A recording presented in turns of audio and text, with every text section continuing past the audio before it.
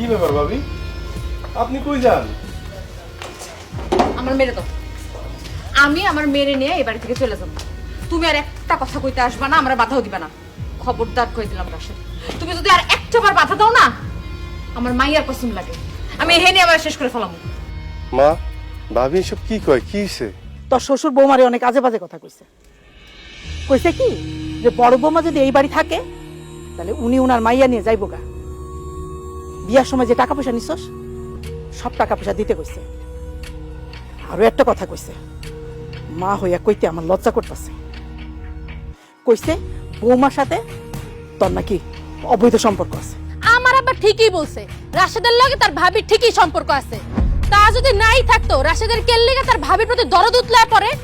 আমার তো মনে হয় দেবর আর ভাবির অবৈধ সম্পর্কের কথা জানাই তার বড় ভাই হার্ট অ্যাটাক করে মরে গেছে। আল্লাহর দোহাই লাগে আশা, এত নোংরা কথা আর কইও না। রাশেদ আর আমার মধ্যে কোনো সম্পর্ক নাই। রাশেদ আমার ছোট ভাইয়ের মতো। দুনিয়াতে দেবর ভাবি নাই নাকি তোমরাই খালি দেবর ভাবি? হ্যাঁ, এই বড় ভাই কারো থাকে না? বড় ভাই কারো মারা যায় না? আজকাল তো বড় ভাই মরে গেলে দেবররা ভাবির দিকে তাকাই দেখে না। হ্যাঁ, এই রাশেদ তোমার জন্য এত পাগল কেন? আর তোমার মেয়ের জন্য তো উতলা কেন? কারণটা কি? কয়টা কারণ আপনি জানতে চান? আমার বয়স যখন 6 বছর তখন আব্বা মারা যায়। ভাইয়ার বয়স তখন 12। ওই বয়সী ভাই আমার আব্বার অভাব বুঝতে দেয় নাই। ভাইয়া কিন্তু আমার চেয়ে অনেক বেশি মেধাবী ছাত্র ছিল, কিন্তু হতদরিদ্র পরিবারের দুইজন তো একসাথে পড়ালেখা করা যাবে না। কাউরে না কাউরে তো পরিবারের দায়িত্ব কাঁধে তুলে নিতে হইব। সেই দায়িত্বটা কাঁধে তুলে নিছিল আমার ভাই, আর আমার কাঁধে তুলে দিছিল পড়ালেখার দায়িত্বটা। তো ভাইয়া তো ওই ছোট্ট বয়সী মানুষের খেতে খামারে কাজ করা শুরু করলো, আর আমি ফুল বাবু এই স্কুলে যাই। এইভাবেই চলতেছিল আমগো দিন। যখন আমার মেট্রিক পরীক্ষার সময় হইলো তখন ভাইয়া ভীষণ অসুখে পড়লো। হায় রে জ্বর, হায় রে বমি, ঘরে ঠিক মতো ভাত নাই। আমার ফর্ম ফিল আপের টাকা আইব কোত্থেকে? ভাইয়া এটা টের পাইলো। ভাইয়া আমার কইলো টেনশন করিস না, আমি আছি না। ঠিকই পরের দিন ভাইয়া আমার হাতে ফর্ম ফিল আপের টাকাটা তুলে দিল। আমি তো ফর্ম ফিল আপ করলাম, কিন্তু সন্ধ্যা না হইতেই আমি টের পাইলাম ভাইয়ার খুব শখের টর্চ লাইটটা ভাইয়ের হাতে নাই। আমি ভাইয়ের কইলাম, ভাইয়া লাইটটা যে বিক্রি করে দিলা অন্ধকারে আলো পাইবা কই? ভাইয়া আমার কইল, আরে তুই টর্চ লাইটের আলো নিয়ে চিন্তা করস? আমি তো স্বপ্ন দেখি আমার ছোট ভাই এমন ভাবে আলোকিত হইব একদিন, যেই আলোয় আমগো অভাব দূর হয়ে যাইব, আমগো গ্রাম, আমগো সমাজ তথা আমগো দেশ আলোকিত হইব। আমার মধ্যেও জিদ চাইপা বসলো, যে কোনো মূল্যে ভাইয়ের এই আশা পূরণ করবো। আমিও দিন রাত পড়ালেখা করলাম, দেশের সর্বোচ্চ বিশ্ববিদ্যালয়ে পড়ালেখা করলাম, কিন্তু যখন মাস্টার্স পরীক্ষা দিমু তখন দেখি আমার শরীর আমার কথা শুনতেছে না। ডাক্তারের কাছে গেলাম, ডাক্তার আমার জানাই দিল যে আমার 2টা কিডনি ড্যামেজ। আমার কিডনি আর কাজ করতেছে না। চোখে মুখে আমি অন্ধকার দেখা শুরু করলাম, কিন্তু হতাশ হইলাম না, কারণ জানি যে আশা দেখানোর মতো একজন তো এখনো বাইসা আছে। আমি বাইরে জানাইলাম, ভাইয়া আমার কাছে ছুটে গেল। ভাইয়া আমার তার মাথায় হাত রেখে শপথ করাইলো যে খবরদার এই কথা দুনিয়ার কাউরে কইতে পারবি না, এমনকি তোর ভাবিরও না, মারেও না, তারা কষ্ট পাইব। আমি সেই দিন দেখলাম একটা পুরুষ মানুষ কেমনে কান্না করতে পারে। ভাইয়া আমারে জ্বরে ধরে যে কান্না করলো, ডাক্তারের কাছে পাগলের মতো ছুটে গেল। ডাক্তারে যে কইলো যে তার 2টা কিডনি খুইলা নিয়ে জানো আমার সুস্থ করা হয়, কিন্তু ডাক্তার তো সেটা শুনলো না। ডাক্তার সাফ সাফ জানাই দিল একটা কিডনি নেওয়া যাইব সর্বোচ্চ, তাও অনেক টাকা লাগবে অপারেশনের জন্য।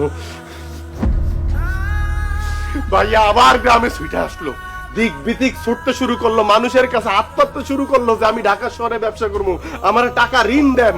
মানুষ তার নানান কথা শুনাইলো, নানান কথা কইলো, কিন্তু ভাইয়া কাউর আসল কথাটা কইলো না।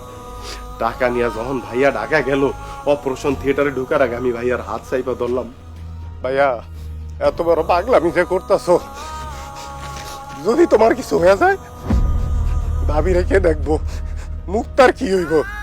ভাইয়া আমার দিকে হাসে কইল, আমার কিছু হইব না, আর যদি হয় তুই পারবি না আমার শেষ স্মৃতিচিহ্ন দেখা রাখতে? জানেন, আমার জবান দিয়ে কোনো কথা বাইরে এলো না। অপারেশন থিয়েটার থেকে তো আমি ভাইয়ের একটা কিডনি নিয়ে ঠিকই ফিরে এলাম,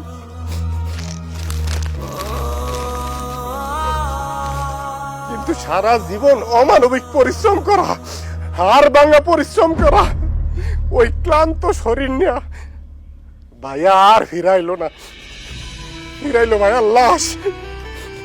এখন আপনারা কন, ওই ভাবির জন্য, ওই ভাস্তির জন্য আমার কি করা উচিত? আমার উচিত না ভাইয়ের কবরের সামনে যায় কোয়া যে ভাইয়া তুমি কবর থেকে উঠে আসো? ওই কবরে তো তোমার থাকার কথা না, ওই কবরে তো আমার থাকার কথা। তোমার তো এই দুনিয়ায় তোমার বউ সন্তান নিয়ে শান্তিতে বসবাস করার কথা। বলেন, এই কথা আমার করার কথা না? আরে বাংলাদেশের প্রত্যেকটা ঘরে এইরকম একটা করে ভাই থাকে, যারা সারা জীবন পরিবারের প্রত্যেকটা সদস্যের জন্য কোনো কিছু চিন্তা না কইরাই কুলুর বলদের মতো কইরা যায়। তাদের ঋণ শোধ করার মতো ক্ষমতা বাংলার জমিনে এমন কোন মার সন্তান জন্মায় নাই যে শোধ করব। যেমন আমি পারি নাই, আমি পারি নাই আমার ভাইয়ের ঋণ শোধ করতে, আমি পারি নাই।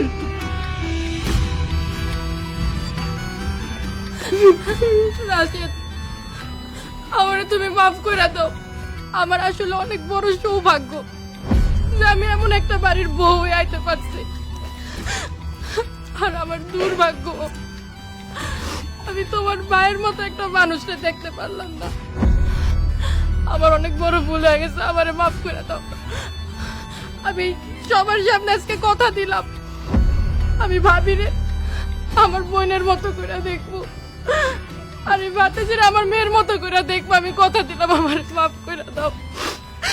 ভাবি, আপনি তো আজকে জানলেন ভাই আসলে আমার কারণেই মারা গেছে।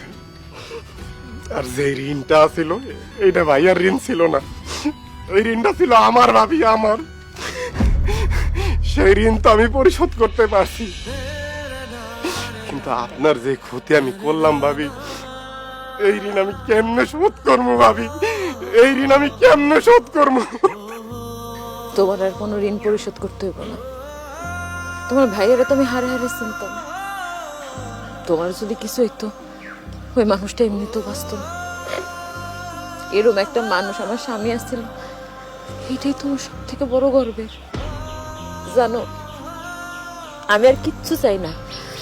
আমি খালি আল্লাহর কাছে দোয়া করি আমার এই মাইয়াটা যাতে ওর বাপের আদর্শে বড় হইতে পারে, তোমার ভাইয়ের আদর্শে বড় হইতে পারে। আমি তো আমার ছেলের চিনতাম, বাপ মরার থেকে ত্যাগ করে করে যাইছে, সেটাও জানতাম, কিন্তু এত বড় শান্তি আমি জানতাম না।